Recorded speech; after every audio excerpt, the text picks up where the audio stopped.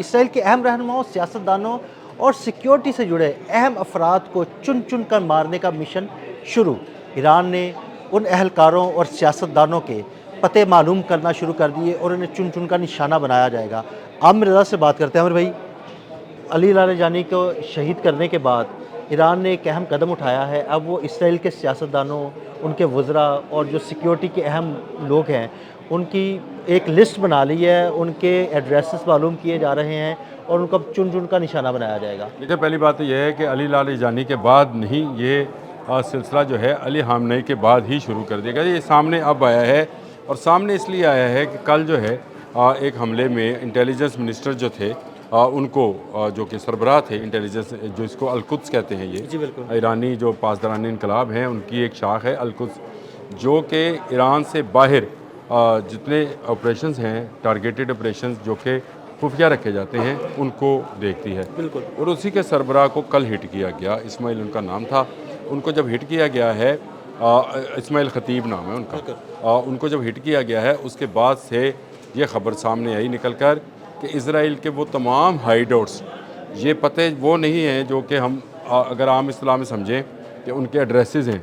ये पते वो हैं जो कि इसराइल के लिए भी खुफिया, यानी इसराइल में भी खुफिया जगह, टनल्स, खुफिया जो बंकर्स हैं वो कहाँ कहाँ पर हैं, उसके लिए ईरान ने अपना इंटेलिजेंस नेटवर्क जो है उसको बढ़ा दिया है। और अल-कुद्स से जांबाज जो हैं वो स्पेशल ऑपरेशंस के लिए जाएंगे और ये इस स्पेशल ऑपरेशंस के अंदर उन्हीं को टारगेट किया जाएगा, यानी उनको टारगेट किया जाएगा जो इसराइल के लिए जो अहम समझे जाएंगे, जो उनके फ़ौजी इंसानी अहदाफ हैं। यानी इसको यूँ समझे कि अस्करी जो अफसरान हैं, अब इसराइल में उनकी जान को ख़तरा है। इससे पहले अगर आप जंग जून ले लें या उसके बाद अभी ये जो जंग है जो 28 फरवरी से शुरू हुई, तो ईरानी जो लोग हैं उनको ही टारगेट किया जा रहा था। ईरान ने सिर्फ उनके वज़ीर-ए-आज़म को टारगेट किया, नेतन्याहू, जो कि अभी तक गायब हैं और उसने अपने सिक्योरिटी कौंसिल के इजलास में भी शिरकत नहीं की। बिल्कुल। ये ख़बर इसीलिए है कि इनके सिक्योरिटी कौंसिल के इजलास को भी अब वर्चुअली करने की वो जो कोशिश कर रहे हैं, ताकि ये किसी जगह इकट्ठे ना हो। ईरान के पास पूरी की पूरी मालूमात हैं। ऐसे ऐसे सैटेलाइट्स ईरान की मदद को खला में मौजूद हैं। चाइना और रशिया के सैटेलाइट्स जो है वो ईरान चलें अब, हाँ बिल्कुल, आपने सही लफ्ज़ भी नाम ही बोल दिए। चाइना और रशिया के सैटेलाइट्स मौजूद हैं जो कि ईरान को एक एक पल की खबर दे रहे हैं।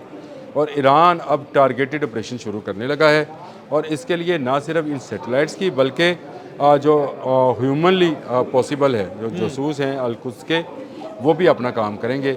और इस तरह इसराइल की वो अस्करी कुव्वत जिन्होंने अली लारेजानी, जैसे उनका जनरल था, अयाल उसका नाम है, जनरल अयाल ज़ैमिर, उसने ऑर्डर दिया था कि इसको जो है शहीद कर दिया जाए। तो अली लारेजानी का आखिरी ऑर्डर उसने दस्तखत किया था। ये सबसे पहला टारगेट है।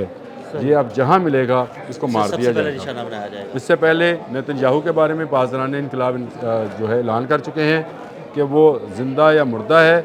ज़िंदा है तो हम इसको अब कत्ल करेंगे। वैसे उन्होंने ये कह चुके हुए हैं कि हमने उसे मार दिया होगा। आपने एक चीज़ ज़रा गौर करनी है, जुमलों में, अल्फाज में, वो ऐसे अल्फाज उन्होंने कहा हम इसे कत्ल करेंगे, टारगेट नहीं करेंगे, कत्ल करेंगे। यानी नेतन्याहू किसी दिन आपको मुर्दा हालत में कत्ल हुआ मिलेगा अगर वो ज़िंदा है तो।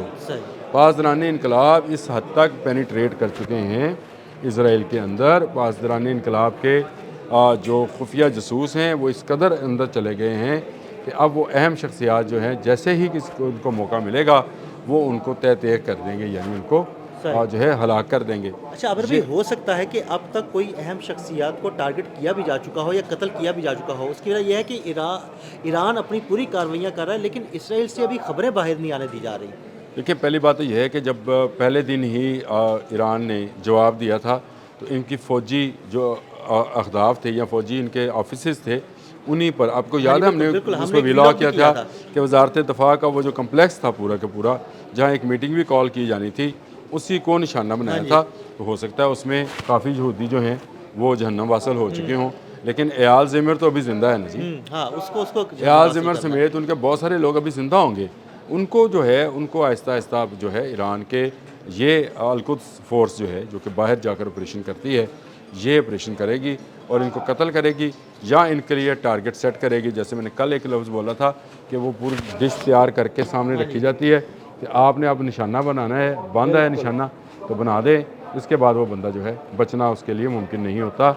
जैसे ये चूहे बिलों से निकलेंगे ये मारे जाएंगे। याद रखिएगा, जो मर गए सो मर गए, जो बच के बंकर्स में छुपे बैठे हैं उन चूहों के बाहर निकलने का इंतज़ार किया जा रहा है। अब तो ईरान ऐसे मिसाइल फायर कर रहा है जो बंकर्स को भी तबाह कर रहे हैं। वो मैंने देखी है फुटेज, वो आपने बिल्कुल सही कहा कि जो कदर है, कदर मिसाइल उनका वो बंकर तक जाके नीचे 60 फुट नीचे जाके तबाह कर रहा है।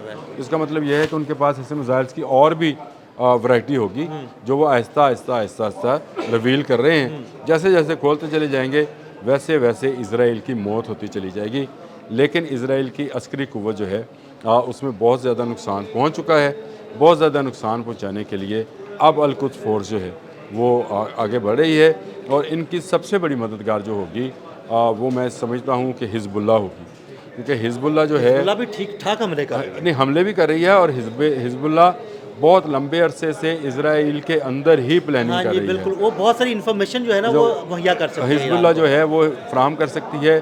फिर आपने ही बताया रूस और चीन के सैटेलाइट्स जो हैं वो फ़ज़ा में मौजूद हैं, उनकी मौजूदगी में और ज़्यादा इसराइल इस वक्त एक ऐसी जंग में फंस गया है जिसको अगर कहा जाए कि एंडलेस वॉर है इसराइल के लिए। इसराइल के लिए ये एंडलेस वॉर जो है ईरान ने उस पर मुसल्लत कर दी है और ये उस वक्त तक चलती रहेगी जब तक इसराइल अपने घुटनों पे नहीं आएगा। देखें, इस वक्त अमेरिका अपने घुटनों पे है। अमेरिका ने क्या कहा कि इसराइल ने मिसाइल फायर किया पारस गैस फील्ड पर। बिल्कुल, ईरान ने पूरे खत्ते की गैस और ऑयल फील्ड्स को उड़ा के रख दिया। बिल्कुल उड़ा के रख ऐसे ही हुआ। ऐसे ही हुआ। तो अमेरिका के डोनाल्ड ट्रंप चीखा और उसने कहा इसराइल दोबारा हमला ना करना, बिल्कुल। और ईरान से कहा अभी हमला ना करो। अब ये मिन्नत है, गैस तो बहुत महंगी हो जाएगी आमिर भाई, गैस तो मिलेगी नहीं फिर। ये एक तरह की मिन्नत समाजत है जो कि वो कर रहा है और इस मिन्नत समाजत के जो चक्कर में वो जो है ईरान जो है वो आने वाला नहीं है। वो इनके तमाम उस अहदाफ को जो इनकी लाइफलाइन है, जो इनके लिए तवानाई फराहम करते हैं, उनको निशाना बनाएगा। देखें, इन्होंने पहले उसकी न्यूक्लियर साइट नंतस पे हमला किया, बच गया वो हमला जो नाकाम किया। फिर इन्होंने चाबहार के मुकाम पर इनकी एक न्यूक्लियर साइट थी, न्यूक्लियर पावर प्लांट था, उसके करीब इन्होंने मिसाइल फेंका। उसके बाद उनका जो जजीरत कारगर था उस पर उन्होंने मिसाइल हमला और बम्बारमेंट की। इसके बाद उन्होंने पारस पे हमला किया। ईरान के लिए नाकाबिल कबूल है और मैं आपको बताऊं इंटरनेशनली लॉ के मुताबिक ये कानूनन जुर्म है। आप तवानाई साइट पर हमले नहीं कर सकते, गैस या ऑयल पर आप इस तरह से हमला नहीं कर सकते। लेकिन क्योंकि इन्होंने पहले हमला किया था इसीलिए डोनाल्ड ट्रंप जो हैं चीखे हैं कि मेरा इसको रोका जाए, इसराइल जो है अब हमला ना करे, क्योंकि ईरान इससे आगे की जो है टेक्नोलॉजी के साथ इन पर हमलावर होगा और इनका कुछ नहीं बचेगा। अभी तो ऑयल और गैस पर हो रहे हैं, अभी इन्होंने पानी पर होना है। मैं आपको बताऊँ, बिल्कुल ये मैं बार बार कह रहा हूँ, इनके जो पानी के डिसॉल्टेशन के जितने भी प्लांट्स हैं वो तबाह कर देगा। वो तबाह कर देगा। अगर तबाह हो गए तो ये पानी की बूंद बूंद को तरसेंगे। लेकिन बात वही है कि अल-कुद्स को ऑपरेशन सौंप दिया गया है और अब इजराइली फ़ौजी मिनिस्टर्स, इनकी अहम शख्सियात जो हैं, और ख़ास कर अभी बता रहा हूँ इनके बैंकिंग के शोबे के जो सरबराहान हैं, ये बढ़िया, उनको अल-कुद्स नहीं छोड़ेगा। ऐलान हो चुका, एग्जीक्यूशन होनी बाकी है और ये जब एग्जीक्यूशन होगी तो इनके में से बहुत सारे एलिमिनेट लिखा जाएगा इंशाल्लाह। बहुत शुक्रिया आमिर भाई जी। चुन चुन कर मारने का ऐलान हो चुका और बहुत जल्द उसके नताइज भी आपको नज़र आना शुरू हो जाएंगे। मज़ीद अपडेट्स के लिए हमें फॉलो करते रहिए। अदील अहमद और आमिर रज़ा को इजाज़त दीजिएगा। अल्लाह हाफ़िज़।